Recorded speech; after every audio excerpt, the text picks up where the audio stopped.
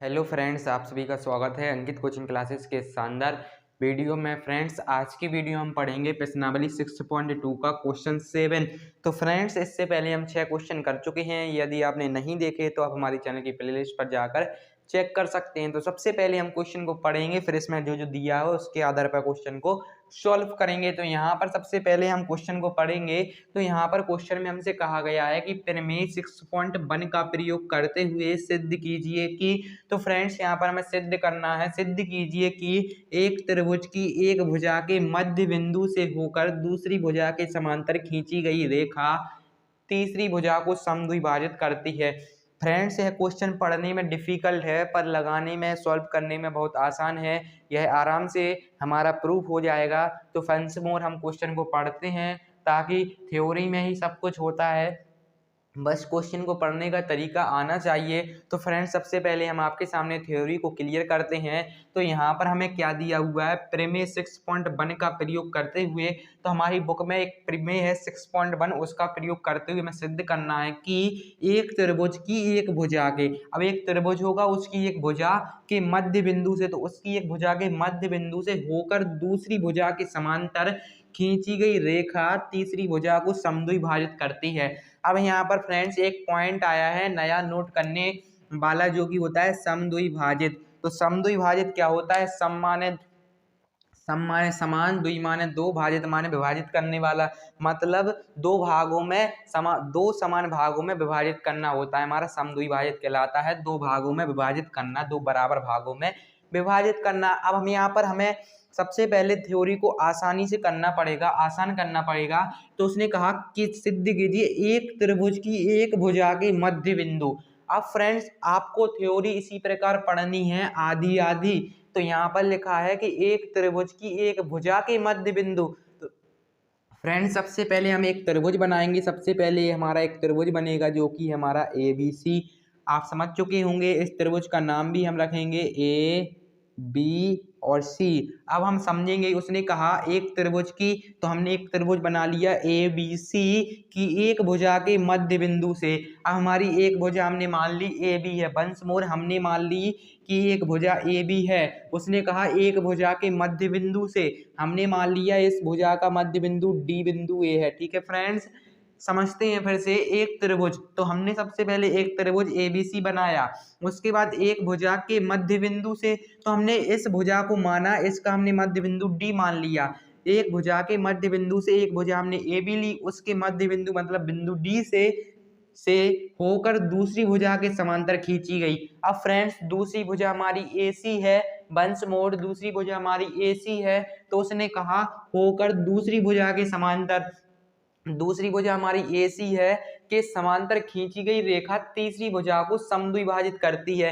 तो अब फ्रेंड्स, मध्य बिंदु से होकर दूसरी भुजा के समांतर। अब फ्रेंड्स, दूसरी भुजा हमारी A है, तो इसके समांतर हमारी एक भुजा इस प्रकार खींची गई है। फ्रेंड्स मोर समझते हैं, एक भुजा के मध्य बिंदु से मतलब AB के मध्य बिंदु D से होकर दूसरी भुजा के समांतर मतलब BC के समांतर खींची गई रेखा तीसरी भुजा को समद्विभाजित करती है। अब हमारी ये तीसरी भुजा है, इसको समद्विभाजित करती है। समद्विभाजित मतलब इसको प्रतिच्छेद करती है। यहाँ पर इसको प्रतिच्छेद करती है, तो हमने इसको बिंदु A ले लिया। अब समद्विभाजित का मतलब हम आपको बता चुके हैं, समान दो भागों में बांटना समद्विभाजित कहलाता है। इतना याद रखना। तो फिर से एक बार थ्योरी पढ़ते हैं ताकि क्वेश्चन सॉल्व हो सके। क्वेश्चन बहुत सरल है, लेकिन हम थ्योरी से क्वेश्चन हमेशा के लिए आपको बढ़िया तरीके से बताएंगे। तो उसने क्या कहा, एक त्रिभुज की एक भुजा के, तो हमने एक त्रिभुज ABC लिया, उसकी एक भुजा AB ले ली के मध्य बिंदु से, तो हमने AB भुजा के मध्य बिंदु D ले लिया। हो से होकर दूसरी भुजा, इससे होकर हमारी एक जो भुजा जाती है ये दूसरी भुजा की समांतर है। मतलब हमारी DE भुजा BC के समांतर है। भुजा के समांतर खींची गई रेखा तीसरी भुजा। अब फ्रेंड्स, पहली भुजा, दूसरी भुजा, तो तीसरी भुजा AC होगी। तीसरी भुजा को समद्विभाजित करती है, तो हमें बताना है कि इस भुजा को दो भागों में बांटती है। ये हमको सिद्ध करना है। आई होप कि आप कॉन्सेप्ट क्वेश्चन को पढ़ना समझ सके होंगे कि क्वेश्चन हमने किस प्रकार पढ़ा हुआ है। अब हम इस क्वेश्चन को सॉल्व करेंगे। तो सबसे पहले फ्रेंड्स हमें जो जो दिया होता है उसको हम लिखते हैं। तो यहाँ अब फ्रेंड्स यहाँ पर सबसे पहले हमें जो दिया होता है हम उसको लिखते हैं हल में। तो फ्रेंड्स आप देख सकते हैं हमें क्या दिया हुआ है, त्रिभुज की एक भुजा के मध्य बिंदु से। तो हमें दिया हुआ है कि भुजा ए बी का मध्य बिंदु डी है। तो हम लिखेंगे चित्रानुसार। तो यहाँ पर फ्रेंड्स हमने क्या लिखा, चित्रानुसार भुजा ए बी का मध्य बिंदु डी है। और आप देख सकते हैं कि ए बी भुजा का मध्य बिंदु डी है। अब आपको इतना तो पता होगा कि किसी का कोई मध्य बिंदु हो या मध्य वाली बीच, जैसे हमारा मध्य बिंदु है तो मध्य बिंदु क्या करेगा, हमारी ए बी भुजा को दो भागों में तोड़ देगा। तो किन किन भागों में तोड़ देगा, ए डी बराबर डी बी कर देगा। कैसे होगा समझते हैं। जैसे ए बी का मध्य बिंदु हमारा डी है, अब ये बीच में है तो ए डी और बी डी दोनों आपस में बराबर होंगे। तो हम लोग क्या लिखेंगे, इसलिए। अब हमारा इसलिए में क्या हो जाएगा, ए डी बराबर डी बी हो जाएगा। तो हमने लिख दिया ए डी बराबर में हमारा डी बी हो जाएगा। क्यों हो जाएगा, समझ में आ रहा है ना। हमने क्या कहा कि ए बी का मध्य बिंदु डी है। अब जब मध्य बिंदु है तो ए डी और बी डी आपस में बराबर होंगे। तो यहाँ पर ए डी बराबर डी बी हो गया। अब फ्रेंड्स आपको इतना तो पता होगा कि इसके गुणा में हमेशा एक रहता है, हमेशा पता होगा। हमने आपको बहुत से चैप्टरों में बताया है कि यहाँ पर एक छुपा रहता है। तो फ्रेंड्स यहाँ पर हमारा क्या हो जाएगा, ए डी बटा में हमारा डी बी हो जाएगा। क्योंकि यहाँ पर गुणा में फ्रेंड्स एक होता है। तो यहाँ पर फ्रेंड्स बराबर में हमारा क्या बचेगा, एक बचेगा। क्योंकि हमने इसको नीचे लिख दिया तो बराबर में हमारा एक बचा। और फ्रेंड्स ये हो जाएगा हमारा समीकरण नंबर 1। समझने की कोशिश करना, यहाँ पर गुणा में एक रहता है तो हम इसको नीचे लेकर गए तो बराबर में एक बच गया, इसको समीकरण 1 बना दिया। अब फ्रेंड्स फिर से थ्योरी पढ़ते हैं कि एक भुजा के मध्य बिंदु से होकर दूसरी भुजा के समांतर खींची गई रेखा तीसरी भुजा को समांतर समद्विभाजित करती है। तो फ्रेंड्स यहाँ पर हमारी डीई भुजा बीसी के समांतर है। वंस मोर हमारी डीई भुजा बीसी के समांतर है, हमारी डीई भुजा बीसी के समांतर है। तो हम त्रिभुज एबीसी में थेल्स प्रमेय का भी प्रयोग कर सकते हैं। क्योंकि इसमें एक भुजा दूसरी भुजा के समांतर है तो हम क्या लिखेंगे, त्रिभुज एबीसी में थेल्स प्रमेय से।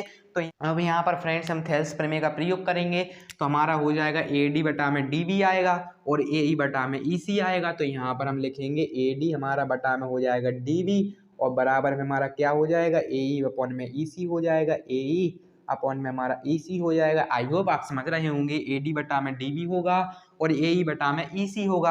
अब फ्रेंड्स समीकरण 1 को देखिएगा आप, ए डी बटा डी बी है और इसके बराबर में हमको 1 दिया हुआ है। तो ए डी बटा डी बी की जगह पर हम क्या रख सकते हैं, 1 रख सकते हैं। तो यहाँ पर हम क्या लिखेंगे, समीकरण 1 से।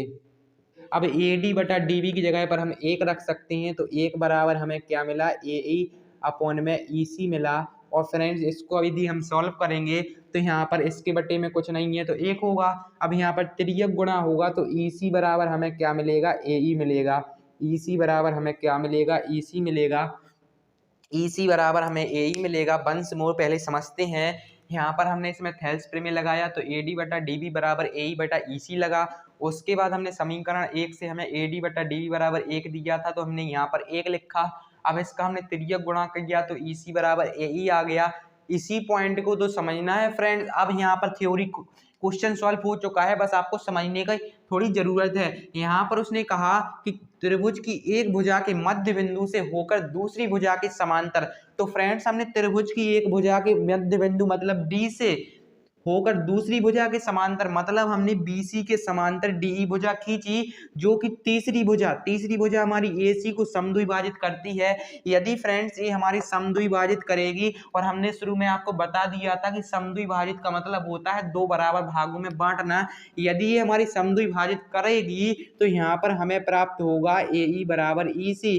क्यों प्राप्त होगा, यदि ये समद्विभाजित करेगी, यदि ये दो बराबर भागों में बांटेगी तो ए ई और ई सी दोनों बराबर में आ जाएंगे, बराबर भाग हो जाएंगे। और यहाँ पर हमने इसी को प्रूव किया है कि ई सी बराबर ए ई। ये कब संभव है, जब ए सी का मध्य बिंदु ई हो, जब ए सी का मध्य बिंदु ई हो तभी तो हमारा ये कंडीशन हमारी फॉलो होगी। वंस मोर यहाँ पर हमारा ए ई बराबर ई सी कब होगा, ये जब ही होगा जब ए सी का मध्य बिंदु ई होगा। और थ्योरी में हमसे यही कहा था कि 6.1 का प्रयोग करते हुए सिद्ध कीजिए कि त्रिभुज की एक भुजा के मध्य बिंदु से, तो हमने त्रिभुज की एक भुजा ए बी ली, उसके मध्य बिंदु डी से होकर दूसरी भुजा के समांतर खींची गई रेखा, तो हमने दूसरी भुजा बी सी के समांतर डी बी सी के समांतर खींची गई रेखा तीसरी भुजा ए सी को समद्विभाजित करती है। अब हम कैसा पता लगाएंगे, कैसे पता लगाएंगे कि समद्विभाजित करती है? इसके लिए समद्विभाजित मतलब कि तीसरी भुजा को दो बराबर भागों में बांटती है। समद्विभाजित का मतलब होता है भुजा को दो बराबर भागों में बांटती है। तो इसने ए ई बराबर में ई सी दो भागों में बांट दिया, तो इससे सिद्ध होता है कि हमारा तीसरी भुजा को समद्विभाजित करती है। तो आप नीचे क्या लिख सकते हैं, अतः त्रिभुज की एक भुजा के मध्य बिंदु से होकर दूसरी भुजा के समांतर खींची गई रेखा तीसरी भुजा को समद्विभाजित करती है। इसके नीचे आप लिख देंगे और ये हमारा प्रूफ हो जाएगा। आई होप कि आपको वीडियो पसंद आई होगी। फ्रेंड्स ये क्वेश्चन वेरी सिंपल था, लेकिन हमने आपको इसका सारा डीप में जाकर सब कुछ बता दिया। अब आपको किसी प्रकार का डाउट भी नहीं होगा। तो फ्रेंड्स इसी के साथ हम इस वीडियो को समाप्त करेंगे। और यदि आपको किसी प्रकार का डाउट हो तो आप कमेंट बॉक्स में कमेंट भी कर सकते हैं, या फिर आप इसी वीडियो को रिवर्स कर भी देख सकते हैं। तो फ्रेंड्स यदि आपको वीडियो पसंद आई हो तो वीडियो को लाइक करें, चैनल को सब्सक्राइब करें और अपने दोस्तों के साथ शेयर करें। इसके बाद फ्रेंड्स हम करेंगे 8वां क्वेश्चन। तो फ्रेंड्स तब तक के लिए धन्यवाद।